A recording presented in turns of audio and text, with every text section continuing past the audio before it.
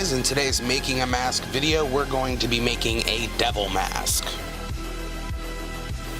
Okay, so with this design, like many of the designs I have in shop, it's what I call a Franken mask. So it's actually two separate casts put together to make an entirely different design. And sometimes I use more than one cast. You know, in this case, we're using two. And I'm using armature wire to actually bend metal piercings, and I'm going to put that through the top cast. And use the contact cement to seal up those edges so that way the piercings don't budge.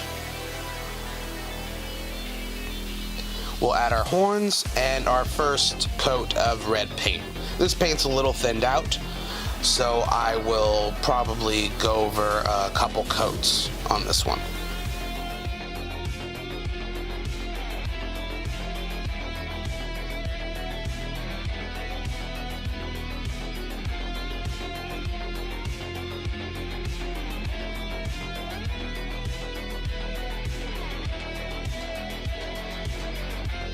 And then we'll start with our black wash and wipe it off, and that'll fill in all that detail.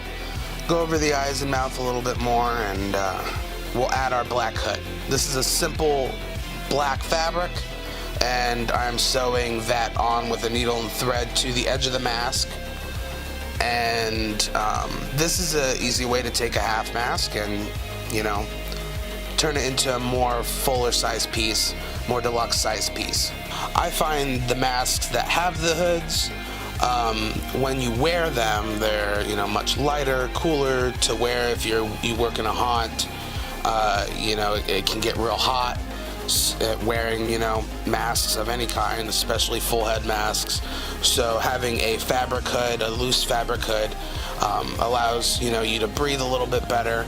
I find a lot of my customers actually really enjoy having that as an option. And then we'll add the hair. I'm just gonna give him a long red devil beard.